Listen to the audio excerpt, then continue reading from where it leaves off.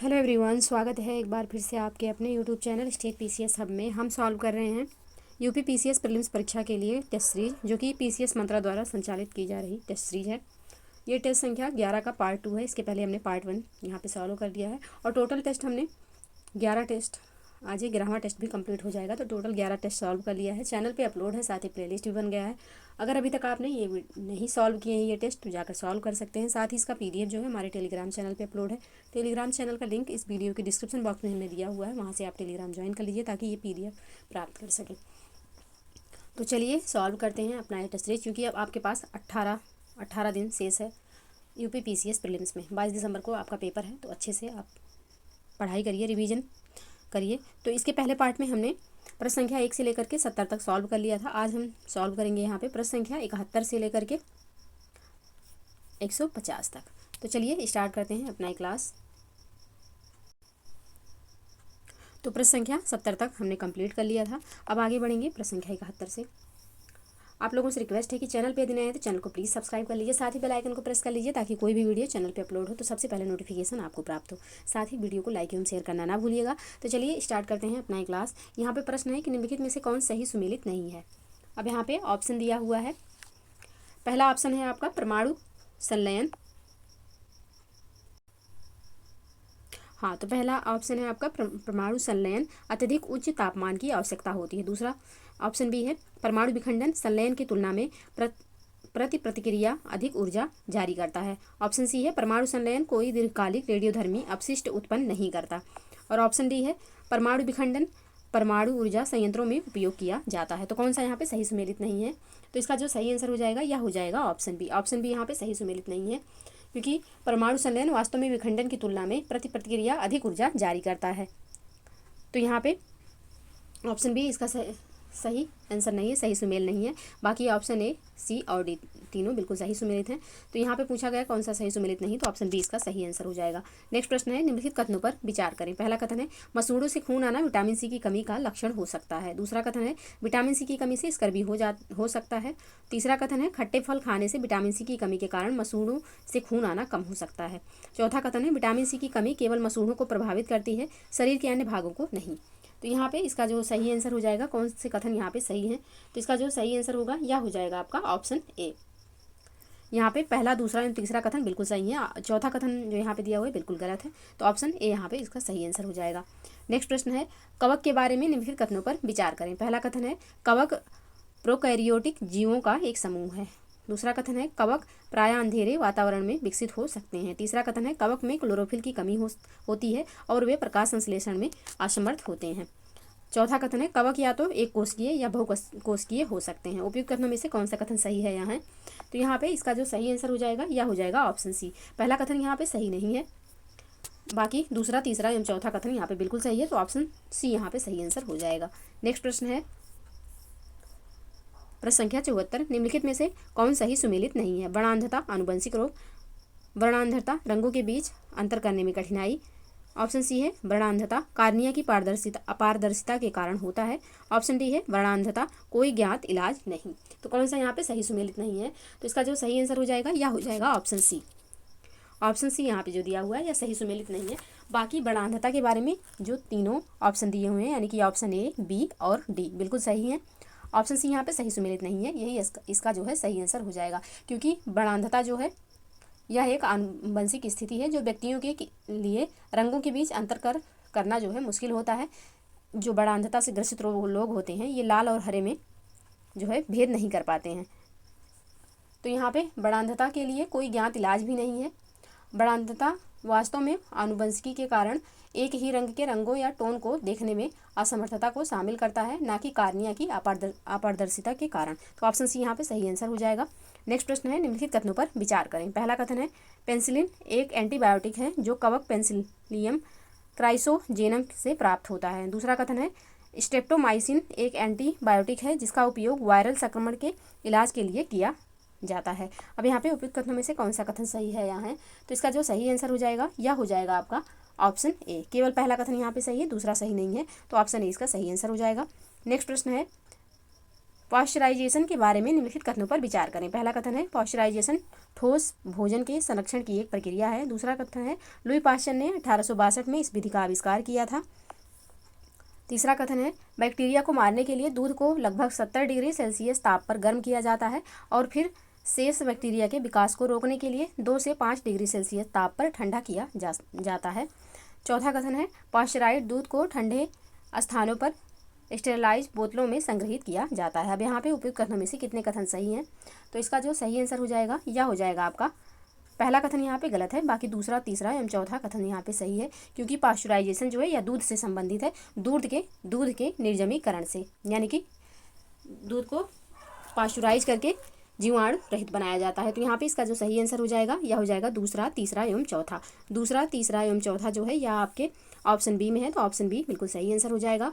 Next प्रश्न है उत्तर प्रदेश राज्य चुनाव आयोग के बारे में निम्नलिखित कथनों पर विचार करें। पहला कथन है इसका गठन अप्रैल 1993 में किया गया था। दूसरा कथन है इसका गठन संविधान के अनुच्छेद 243 ज्ञा के तहत किया गया था। उपरोक्त कथनों में से कौन से कथन सही है यहाँ है? तो इसका जो सही आंसर हो जाएगा यह हो जाएगा आपका ऑप्शन बी। केवल दूसरा कथन सही है, पहला सही नहीं है। ऑप्शन बी यहाँ पे सही आंसर हो जाएगा, क्योंकि उत्तर प्रदेश राज्य चुनाव आयोग का जो गठन हुआ था यह 1993 में नहीं 1994 में हुआ था। तो यहाँ पे पहला कथन जो है यह गलत हो जाएगा, सिर्फ दूसरा सही है, तो ऑप्शन बी यहाँ पे सही आंसर हो जाएगा। नेक्स्ट प्रश्न है भारतीय किसान उर्वरक सहकारी कारखाना कहाँ स्थित है? यानी कि इफ़को जो है यह कहाँ स्थित है? इफ़को जो स्थित है आपके बरेली में। ऑप्शन ए यहाँ पे सही आंसर हो जाएगा। नेक्स्ट प्रश्न है निम्नलिखित कथनों पर विचार करें। पहला कथन है तुलसीदास ने भगवान हनुमान को समर्पित वाराणसी में संकट मोचन मंदिर की स्थापना की। दूसरा कथन है उन्होंने रामचरितमानस को संस्कृत में लिखा। बिल्कुल गलत है। तीसरा है तुलसीदास ने अपना अधिकांश जीवन वाराणसी में बिताया और अवधि में लिखा। तो यहाँ पे दूसरा कथन जो दिया हुआ है कि रामचरितमानस संस्कृत में लिखा है, गलत है, अवधि भाषा में लिखा है तुलसीदास जी ने। तो यहाँ पे दूसरा गलत हो जाएगा, बाकी यहाँ पे पहला एवं तीसरा कथन बिल्कुल सही है, तो ऑप्शन 20 का सही आंसर हो जाएगा। नेक्स्ट प्रश्न है निम्नलिखित पर विचार कीजिए। कथन है उच्च द्रव्यमान के श्वेत 52 तारे अपने जीवन के अंत में न्यूट्रॉन तारे में परिवर्तित हो जाते हैं। कारण है उन तारों की द्रव्यमान सीमा चंद्रशेखर सीमा से अधिक होने पर ऐसा होता है। तो कौन सा कथन यहाँ पे सही है? तो यहाँ पे ऑप्शन ए इसका सही आंसर हो जाएगा, यानी कि कथन कारण दोनों सही हैं और कारण जो है कथन की सही व्याख्या कर रहा है, तो ऑप्शन ए यहाँ पे सही आंसर हो जाएगा। नेक्स्ट प्रश्न है निम्नलिखित में से कौन सा कथन सही है? पहला कथन है पृथ्वी का क्रोड मुख्यतः लोहे और निकेल से बना होता है जिसे निफे कहा जाता है। दूसरा कथन है एस्थेनोस्फीयर आंशिक रूप से पिघला हुआ होता है और प्लेट टेक्टोनिक्स की गतिविधियों के लिए जिम्मेदार होता है। तीसरा कथन है पृथ्वी की क्रस्ट का औसत घनत्व मेंटल से अधिक होता है, इसलिए क्रस्ट के नीचे मेंटल की परत स्थित होती है। अब यहाँ पे उपयुक्त में से कौन सा कथन सही है यहाँ है? तो इसका जो सही आंसर हो जाएगा यह हो जाएगा आपका ऑप्शन ए। पहला एवं दूसरा कथन सही है, तीसरा यहाँ पे सही नहीं है। ऑप्शन ए इसका सही आंसर हो जाएगा, क्योंकि पृथ्वी की क्रस्ट का औसत घनत्व जो है वह मेंटल से कम होता है, इसलिए क्रस्ट मेंटल पर तैरता है, मेंटल का घनत्व अधिक होता है। तो यहाँ पे तीसरा कथन गलत हो जाएगा, सिर्फ पहला दूसरा सही है। ऑप्शन ए बिल्कुल सही आंसर होगा। नेक्स्ट प्रश्न है निम्नलिखित कथनों पर विचार कीजिए। पहला कथन है वायुमंडल के क्षोभ मंडल में ऊंचाई के साथ तापमान में वृद्धि होती है जिसे तापमान का अभिवृद्धि कहा जाता है। दूसरा कथन है समताप मंडल में अचानक तापमान वृद्धि होती है। तीसरा कथन है आयन मंडल में आयनीकरण की प्रक्रिया के कारण ऊंचाई के साथ तापमान में तेजी से वृद्धि होती है। उपयुक्त कथनों में से कौन सा कथन सत्य है? तो यहाँ पे इसका जो सही आंसर हो जाएगा यह हो जाएगा आपका ऑप्शन ए, यानी कि दूसरा एवं तीसरा कथन सही है, पहला कथन सही नहीं है, तो ऑप्शन ए यहाँ पे सही आंसर हो जाएगा। नेक्स्ट प्रश्न है औद्योगिक क्षेत्र को संबद्ध क्षेत्रों से मिलाएं। औद्योगिक क्षेत्र दिया हुआ है, दूसरी तरफ स्थान दिया हुआ है। तो सिलिकॉन क्षेत्र किसे कहा जाता है? सिलिकॉन क्षेत्र, तो यह आपका हो जाएगा कैलिफोर्निया। और पर्ल रिवर डेल्टा जो है तो यह चीन में स्थित है। पिडमोंट ट्रायड तो यह स्थित है आपका उत्तरी कैरोलिना में। और रूर क्षेत्र जो है यह जर्मनी में स्थित है। तो इसका जो सही कूट होगा यह हो जाएगा 1 2 4 3, 1 2 4 3 ऑप्शन बी में है। ऑप्शन बी इसका बिल्कुल सही आंसर हो जाएगा। नेक्स्ट प्रश्न है निम्नलिखित में से कौन सुमेलित नहीं है? तो यहाँ पे सेंट लॉरेंस सीवे यह जलमार्ग उत्तरी अमेरिका में ग्रेट लेक्स को अटलांटिक महासागर से जोड़ता है। बिल्कुल सही है। दूसरा कथन है सुंडा जलसंधि, यह जलसंधि जावा और सुमात्रा द्वीपों के बीच स्थित है। ये भी कथन यहाँ पे सही है। ड्रेक जलसंधि यह दक्षिण अमेरिका और अंटार्कटिका के बीच स्थित है। तो ड्रेक जलसंधि जो है यह उत्तरी अमेरिका और सॉरी, यह दक्षिण अमेरिका और अंटार्कटिका के बीच स्थित है। तो ये भी कथन यहाँ पे बिल्कुल सही है। ऑप्शन डी में है कील नहर। यह नहर जर्मनी एवं फ्रांस के बीच अंतर्देशीय जल व्यापार का प्राचीन मार्ग है। तो यहाँ पे ये जो है कील नहर के बारे में जो दिया हुआ है ये सही सुमेलित नहीं है। तो ऑप्शन डी इसका सही आंसर हो जाएगा, क्योंकि कील नहर बाल्टिक सागर को उत्तरी सागर से जोड़ती है। वर्ष 1895 में खोली गई 98 किलोमीटर लंबी कील नहर जहाज़ों को डेनमार्क से होकर जाने वाले लंबे मार्ग को बाईपास करने में मदद करती है। तो ऑप्शन डी यहाँ पे सही सुमेलित नहीं है, यही इसका आंसर हो जाएगा। नेक्स्ट प्रश्न है, निम्नलिखित में से कौन सुमेलित नहीं है? एक तरफ नदी है, दूसरी तरफ उद्गम दिया हुआ। ऑरेंज नदी, ड्रेकेंसबर्ग पर्वत, नेक्स्ट है लीना नदी, बैकाल पर्वत, ओब नदी, अल्ताई पर्वत, रोन नदी, पिनाइन पर्वत। तो कौन सा यहाँ पे सही सुमेलित नहीं है? तो इसका जो सही आंसर हो जाएगा यह हो जाएगा आपका, इसका जो सही आंसर होगा यह हो जाएगा आपका ऑप्शन डी।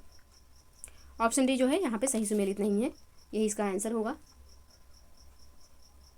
रोन नदी फ्रांस और स्विट्जरलैंड की एक प्रमुख नदी है जो आल्प्स से निकलती है और भूमध्य सागर में गिरने से पहले जेनेवा झील और दक्षिण पूर्वी फ्रांस से होकर पश्चिम और दक्षिण में बहती है। तो ऑप्शन डी यहाँ पे इसका सही आंसर हो जाएगा, जो कि सही सुमेलित नहीं है। बाकी ये तीनों ऑप्शन बिल्कुल सही सुमेलित हैं। तो ऑप्शन डी सही आंसर होगा। नेक्स्ट प्रश्न है, प्रसिद्ध उलंग किस्म की चाय का उत्पादक देश कौन सा है? भारत, श्रीलंका, ताइवान या फिर म्यांमार। तो यहाँ पे इसका जो सही आंसर हो जाएगा यह हो जाएगा ऑप्शन डी। म्यांमार जो है यह उलंग किस्म की चाय का उत्पादक देश है। तो ऑप्शन डी यहाँ पे बिल्कुल सही आंसर होगा। नेक्स्ट प्रश्न है, निम्नलिखित में से कौन सुमेलित नहीं है? एक तरफ शिखर है, दूसरी तरफ पर्वत श्रेणी है। नंदा देवी, गढ़वाल हिमालय, जांग सांगला यह असम, धौलागिरी, कुमायूं हिमालय। तो यहाँ पे धौलागिरी जो है यह कुमायूं हिमालय से संबंधित नहीं है, नेपाल हिमालय से संबंधित है, इसलिए ऑप्शन सी यहाँ पे सही सुमेलित नहीं है, यही इसका आंसर हो जाएगा। बाकी अन्नपूर्णा जो है यह भी नेपाल हिमालय से संबंधित है। तो यहाँ पे कौन इसका सही आंसर होगा? तो ऑप्शन सी यहाँ पे सही आंसर हो जाएगा, जो कि सही सुमेलित नहीं है। धौलागिरी जो है यह नेपाल हिमालय से संबंधित है, कुमायूं हिमालय से संबंधित नहीं है। तो ऑप्शन सी यहाँ पे सही आंसर हो जाएगा। नेक्स्ट प्रश्न है, निम्न में से कौन सी राजधानी कर्क रेखा के सबसे समीपस्थ है?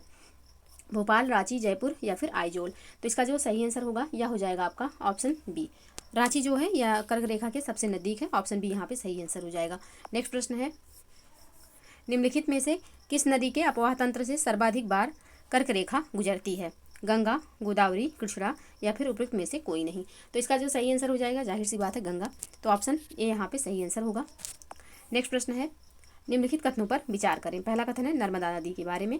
नर्मदा नदी का उद्गम मध्य प्रदेश के अमरकंटक पहाड़ियों से होता है और यह पश्चिम की ओर बहते हुए अरब सागर में गिरती है। यह नदी विंध्य और सतपुड़ा पहाड़ियों के बीच बहती है। दूसरा कथन है गोदावरी नदी के बारे में। गोदावरी नदी का उद्गम महाराष्ट्र के नासिक जिले के त्रयंबकेश्वर से होता है और इसे दक्षिण गंगा के नाम से भी जाना जाता है। यह नदी बंगाल की खाड़ी में गिरती है। तीसरा कथन है सोन नदी के बारे में। सोन नदी का उद्गम छत्तीसगढ़ के रायपुर जिले में स्थित महाकाल पर्वत से होता है और यह गंगा नदी की एक प्रमुख सहायक नदी जो पटना के निकट गंगा में मिलती है। तो यहाँ पे कौन सा कथन सही है? तो इसका जो सही आंसर हो जाएगा यह हो जाएगा आपका ऑप्शन सी, यानी कि पहला एवं दूसरा कथन सही है। तीसरा कथन सोन नदी के बारे में जो दिया हुआ है यह सही नहीं है। तो ऑप्शन सी यहाँ पे सही आंसर हो जाएगा, क्योंकि सोन नदी का उद्गम मध्य प्रदेश के अमरकंटक पहाड़ियों से होता है, ना कि छत्तीसगढ़ के जिले में स्थित महाकाल पर्वत से। तो अमरकंटक से होता है, महाकाल से नहीं होता है। तो तीसरा कथन यहाँ पे गलत हो जाएगा, सिर्फ पहला एवं दूसरा सही है। ऑप्शन सी बिल्कुल सही आंसर हो जाएगा।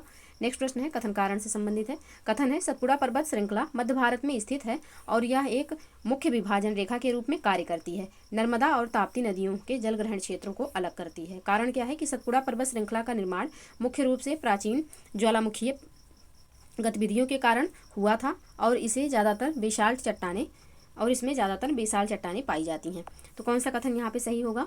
तो इसका जो कौन सा ऑप्शन सही होगा? तो इसका जो सही आंसर हो जाएगा यह हो जाएगा ऑप्शन सी, यानी कि कथन तो सही है बट कारण गलत है। तो ऑप्शन सी यहाँ पे सही आंसर हो जाएगा। नेक्स्ट प्रश्न है निम्नलिखित में से कौन सुमेलित नहीं है? तुजू दर्रा मणिपुर, बोमडिला दर्रा अरुणाचल प्रदेश, लिपुलेख दर्रा उत्तराखंड, थालघाट केरल। कौन सा यहाँ पे सही सुमेलित नहीं है? तो ऑप्शन डी में जो थालघाट केरल दिया हुआ है सही सुमेलित नहीं है।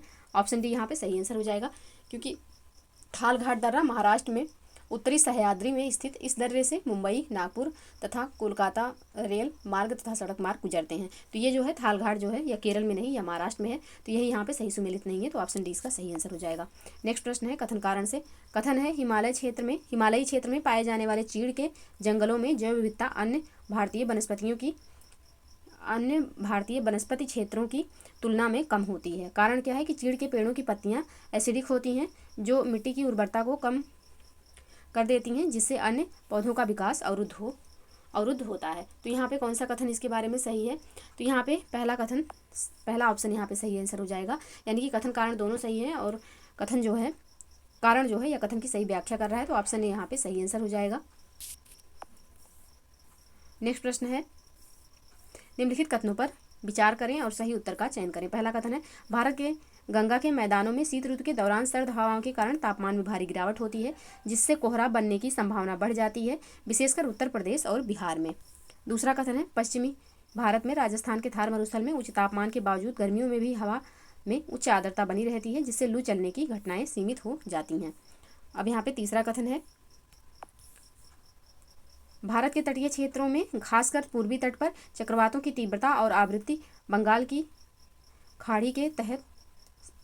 खाड़ी के सतह तापमान में वृद्धि के साथ बढ़ जाती है। तो कौन सा कथन यहाँ पे सही विकल्प का चयन करना है, कौन सा कथन यहाँ पे सही है? तो इसका जो सही आंसर हो जाएगा यह हो जाएगा आपका ऑप्शन डी, यानी कि केवल तीसरा कथन यहाँ पे सही है, पहला दूसरा सही नहीं है, तो ऑप्शन डी इसका सही आंसर हो जाएगा। नेक्स्ट प्रश्न है, रामसर स्थल काजुबेली पक्षी अभ्यारण्य कहाँ स्थित है?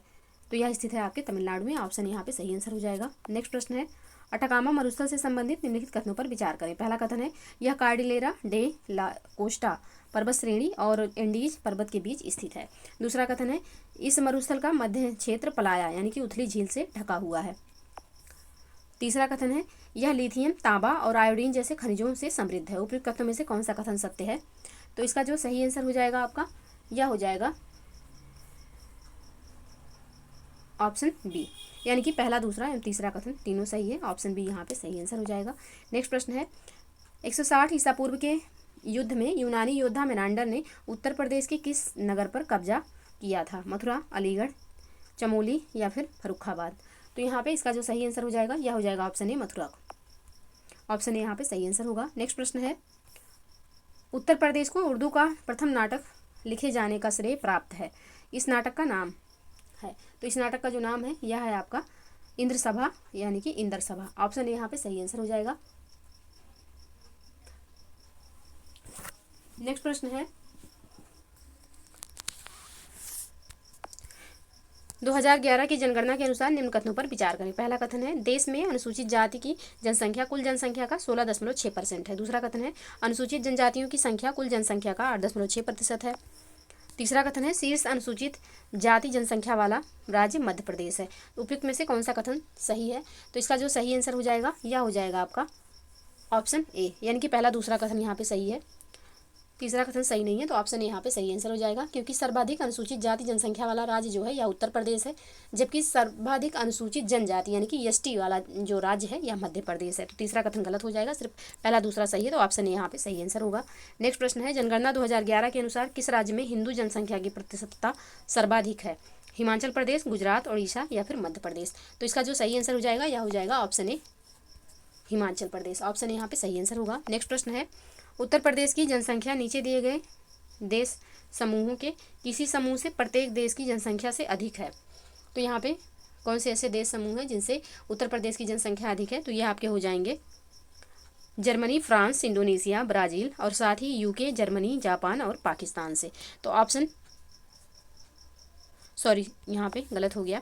तो यहाँ पे जर्मनी, रूस, ब्राज़ील, नाइजीरिया और साथ ही यूके, जर्मनी, जापान और पाकिस्तान, इन दोनों से जो है इन दोनों ऑप्शन में जो देश दिए हुए हैं उनसे जो है भारत की जनसंख्या अधिक है।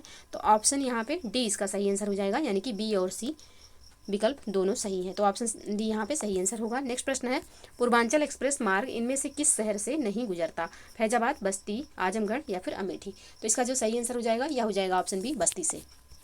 ऑप्शन बी यहाँ पे सही आंसर हो जाएगा। नेक्स्ट प्रश्न है, निम्नलिखित में से कौन सुमेलित है? पारिस्थितिक विज्ञान केंद्र बेंगलुरु, भारतीय वन प्रबंधन संस्थान देहरादून, भारतीय प्राणी विज्ञान सर्वेक्षण केंद्र भोपाल, राष्ट्रीय पर्यावरण अभियांत्रिकी अनुसंधान संस्थान लखनऊ?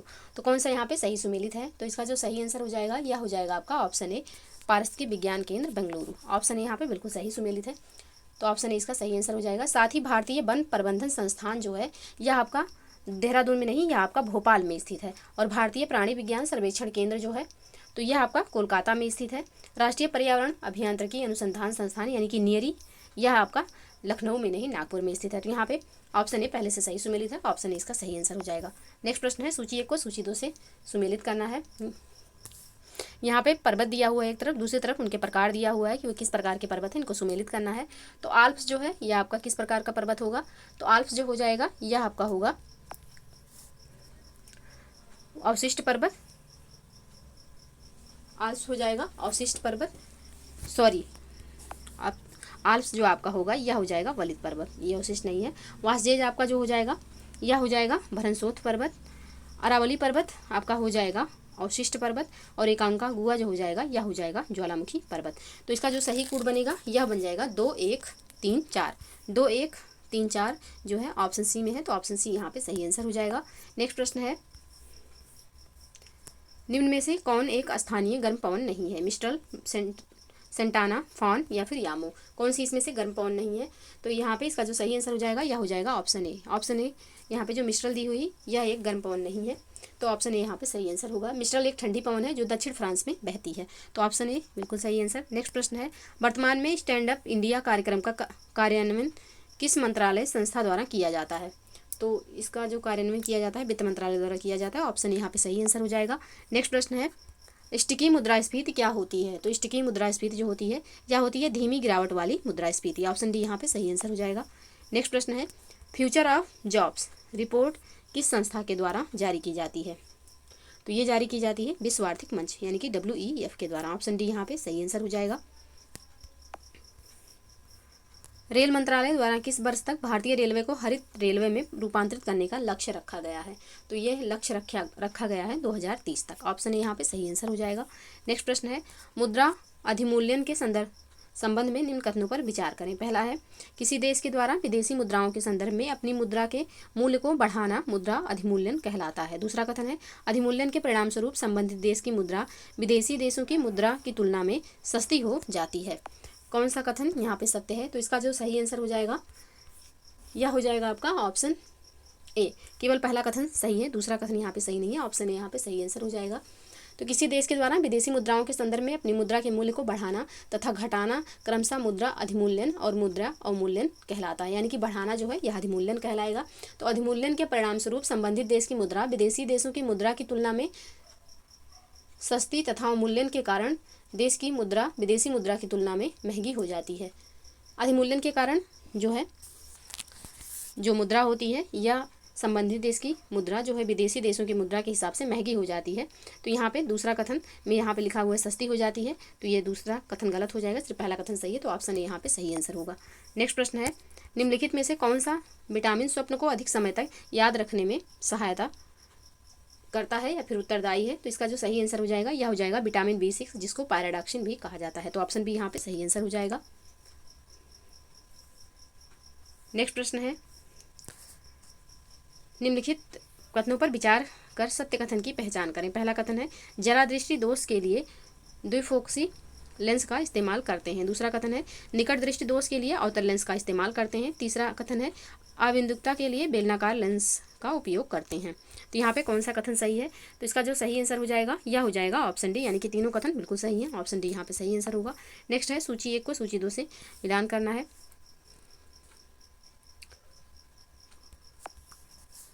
माइटोकॉन्ड्रिया तो कोशिका का ऊर्जाघर कहलाता है। राइबोसोम तो राइबोसोम जो है यह प्रोटीन बनाने का कारखाना है। अंतः प्रद्रवी जालिका जो है यह आपकी कोशिका का अंतः कंकाल है। और केंद्रक जो है यह कोशिका का नियंत्रक कक्ष होता है। तो यहाँ पे इसका जो सही कोड बनेगा यह हो जाएगा 4 3 1 2 4 3 1 2 इसका सही आंसर होगा, तो ऑप्शन बी में है, ऑप्शन बी यहाँ पे सही आंसर हो जाएगा। नेक्स्ट प्रश्न है, प्लीहा के संबंध में निम्नलिखित में से कौन सा ऐसे कथन सही है। पहला है, यह रक्त निस्यंदक की तरह कार्य करता है। दूसरा है, प्रतिरक्षा तंत्र में प्लीहा की कोई भूमिका नहीं है। तो यहाँ पे इसका जो सही कथन हो जाएगा यह हो जाएगा ऑप्शन ए। केवल पहला कथन सही है, दूसरा सही नहीं है, ऑप्शन यहाँ पे सही आंसर हो जाएगा। प्लीहा जो है यह वस्तुतः सभी कशेरुकियों में पाए जाने वाला अंग होता है। बृहद लसिका ग्रंथि के समरूप यह प्राथमिक तौर पर रक्त निस्यंदक की भांति कार्य करता है। प्लीहा RBC और प्रतिरक्षा तंत्र के संदर्भ में महत्वपूर्ण भूमिकाओं का निर्वहन करता है। तो ऑप्शन यहाँ पे सही आंसर हो जाएगा। दूसरा कथन गलत है, क्योंकि प्लीहा का प्रतिरक्षा तंत्र में भी योगदान होता है, तो दूसरा कथन गलत है, पहला सही हो जाएगा। नेक्स्ट प्रश्न है, निम्नलिखित में से कौन सही सुमेलित नहीं है? कौन इसमें से सही सुमेलित नहीं है? तो ऑप्शन बी में जो दिया हुआ है कि प्रधानमंत्री किसान योजना 2017, तो गलत है। प्रधानमंत्री किसान योजना की शुरुआत 2018 में की गई थी, तो यहाँ पे ऑप्शन बी गलत है, यही इसका आंसर हो जाएगा। बाकी ये तीनों ऑप्शन बिल्कुल सही सुमेलित हैं। नेक्स्ट प्रश्न है, निम्नलिखित शब्दों में से कौन सा शब्द सन 1975 में भारतीय संविधान की प्रस्तावना में सम्मिलित नहीं था? बंधुत्व, संप्रभुता, समानता या फिर अखंडता। कौन इसमें से शामिल नहीं था? तो इसका जो सही आंसर हो जाएगा यह हो जाएगा आपका ऑप्शन डी, अखंडता। ऑप्शन डी यहाँ पे सही आंसर होगा। नेक्स्ट प्रश्न है, भारत के संविधान की प्रस्तावना में समाजवादी शब्द निम्नलिखित में से किसका सूचक है? तो समाजवादी शब्द सूचक हो जाएगा उत्पादन के संसाधनों के नियंत्रण और वितरण का। ऑप्शन बी यहाँ पे सही आंसर होगा। नेक्स्ट प्रश्न है, उक्त कथन भारत के संविधान का निर्माण विश्व के विभिन्न संविधानों को छानने के बाद किया गया है, किसका है? तो ये कथन जो है यह हमारे भीमराव अम्बेडकर जी का है, तो ऑप्शन ए यहाँ पे सही आंसर हो जाएगा। नेक्स्ट प्रश्न है, भारत के उच्चतम न्यायालय द्वारा निर्धारित मूल ढांचे के संदर्भ में निम्नलिखित में से किसे भारतीय संविधान की आधारभूत विशेषता माना गया है? न्याय तक प्रभावी पहुंच, राज्य की नीति के निदेशक तत्वों पर मुख्य अधिकारों की प्रमुखता, सामाजिक न्याय या फिर आपात की उद्घोषणा। तो इसका जो सही आंसर हो जाएगा यह हो जाएगा आपका यहाँ पे ऑप्शन बी, यानी कि पहला एवं तीसरा, न्याय तक प्रभावी पहुंच और सामाजिक न्याय, ये जो है ये संविधान की आधारभूत विशेषताएं हैं। तो ऑप्शन बी यहाँ पे सही आंसर हो जाएगा। नेक्स्ट प्रश्न है, जनता दल सरकार द्वारा वर्ष 1975 में आपातकाल की परिस्थितियों की जांच करने के लिए निम्नलिखित में से किस आयोग की नियुक्ति की गई थी? तो यहाँ पे शाह आयोग की नियुक्ति की गई थी। ऑप्शन बी यहाँ पे सही आंसर हो जाएगा। नेक्स्ट प्रश्न है, भारत में प्रथम राष्ट्रीय आपातकाल की उद्घोषणा के समय भारत के राष्ट्रपति कौन थे? तो यहाँ पे जो भारत के राष्ट्रपति थे वह थे आपके S Radha Krishnan ji, doctor S Radha Krishnan. Option B यहाँ पे सही आंसर हो जाएगा। भारत में पहली बार राष्ट्रीय आपातकाल अक्टूबर 1962 में चीन द्वारा किए गए आक्रमण के कारण लागू किया गया था। इस समय डॉक्टर एस राधाकृष्णन राष्ट्रपति थे। इस आपातकाल को वर्ष 1968 में तत्कालीन राष्ट्रपति डॉक्टर जाकिर हुसैन ने रद्द किया था। तो ऑप्शन बी यहाँ पे सही आंसर हो जाएगा। नेक्स्ट प्रश्न है, भारतीय संविधान की अनुसूची 6 निम्नलिखित में से किस राज्य में लागू नहीं होती है? असम, मेघालय, त्रिपुरा, मणिपुर। तो इसका जो सही आंसर हो जाएगा यह हो जाएगा आपका ऑप्शन डी, मणिपुर में। इसका शॉर्ट फॉर्म आप लोग याद कर लीजिएगा, ATM स्क्वायर। ए से हो जाएगा आपका असम, टी से हो जाएगा त्रिपुरा, एक एम से हो जाएगा मेघालय और दूसरे एम से हो जाएगा मिजोरम।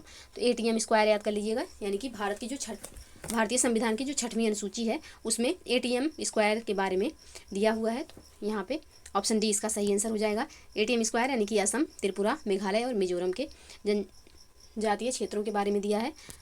तो इसमें जो शामिल नहीं है वह हो जाएगा ऑप्शन डी।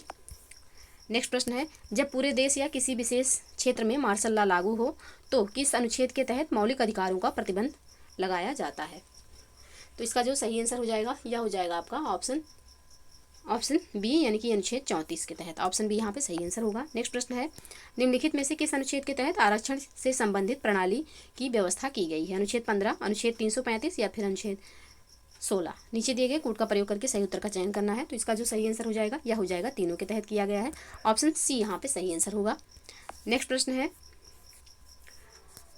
भारत के संविधान के संदर्भ में राज्य के नीति निर्देशक तत्वों के संबंध में निम्नलिखित कथनों पर विचार करें। पहला कथन है, नीति निर्देशक तत्व विधायिका के कृत्यों पर निर्बंधन करते हैं। दूसरा कथन है, नीति निर्देशक तत्व कार्यपालिका के कृत्यों पर निर्बंधन करते हैं। उपयुक्त कथनों में से कौन सा कथन सही है?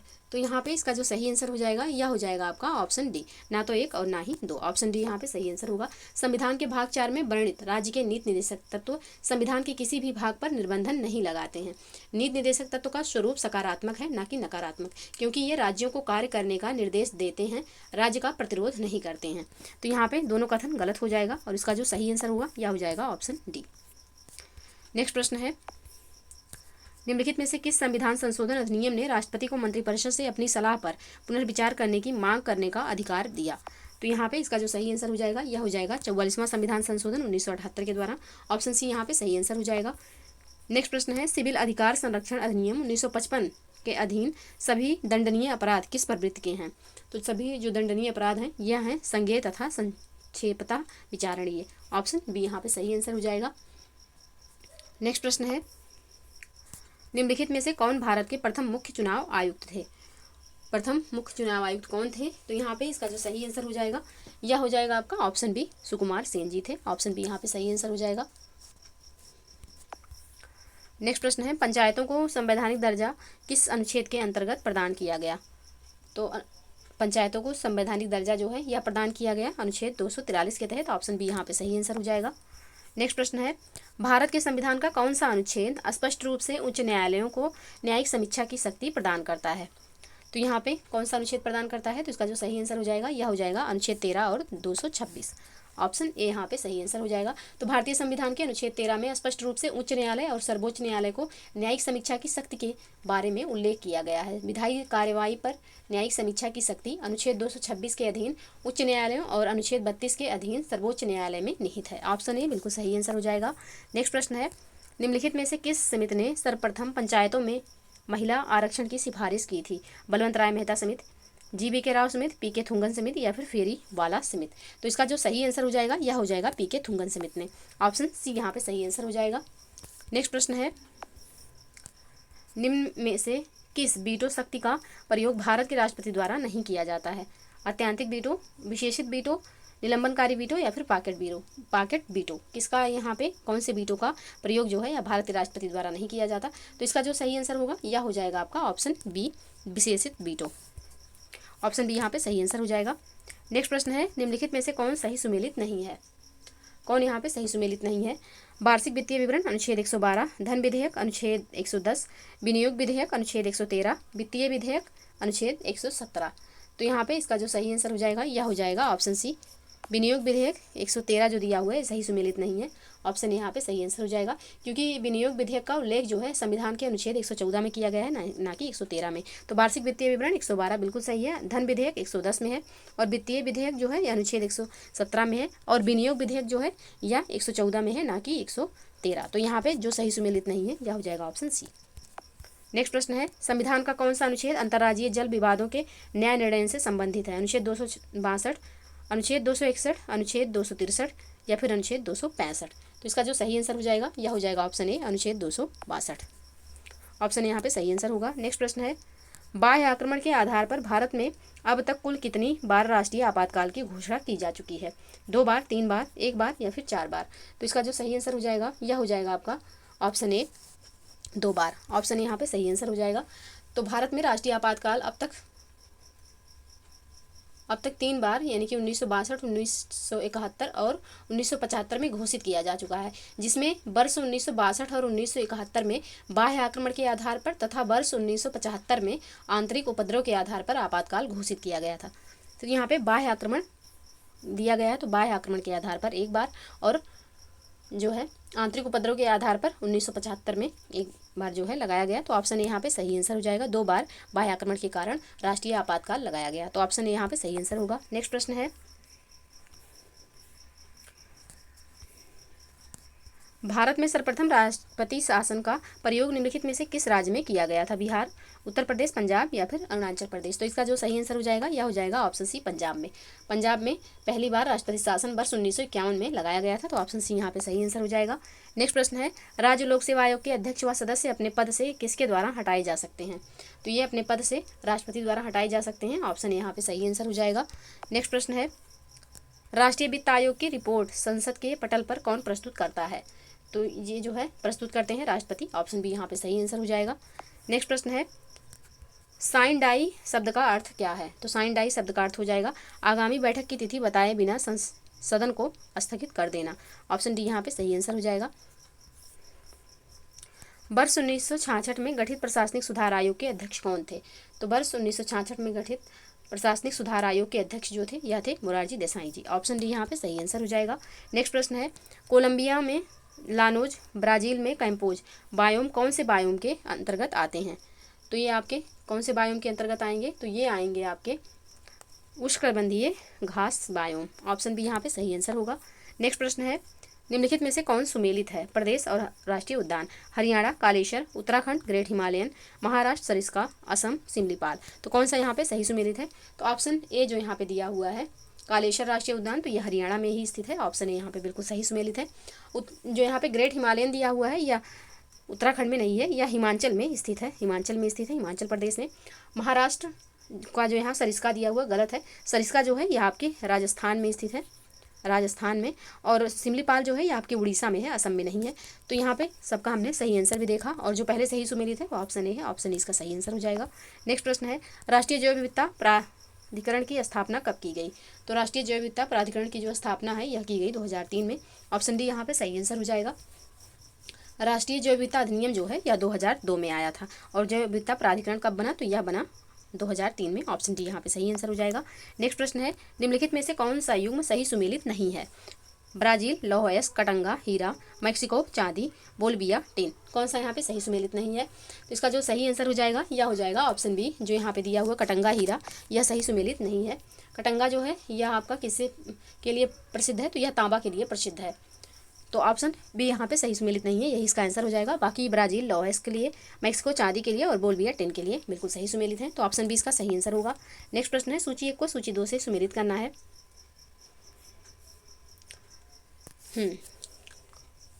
तो यहाँ पे राजधानी दिया हुआ है, दूसरी तरफ पर यहाँ पे देश और उनकी राजधानी दिया हुआ है, तो इनको सुमेलित करना है। घाना की राजधानी आपकी हो जाएगी अक्रा। लाटविया, तो लाटविया की राजधानी रीगा है। बुल्गारिया की राजधानी हो जाएगा सोफिया, और केन्या की राजधानी हो जाएगा नैरोबी। तो इसका जो सही कूट होगा यह हो जाएगा 4-3-1-2, 4-3-1-2 ऑप्शन बी में है, ऑप्शन बी यहाँ पे सही आंसर हो जाएगा। नेक्स्ट प्रश्न है, निम्नलिखित में से कौन सा द्वीप प्रशांत महासागर में भूमध्य रेखा के सर्वाधिक निकट स्थित है? गैलापागोस द्वीप, फिजी, हवाई द्वीप, या फिर सोलेमन। तो इसका जो सही आंसर हो जाएगा यह हो जाएगा ऑप्शन ए, गैलापागोस द्वीप, ऑप्शन ए यहाँ पे सही आंसर हो जाएगा।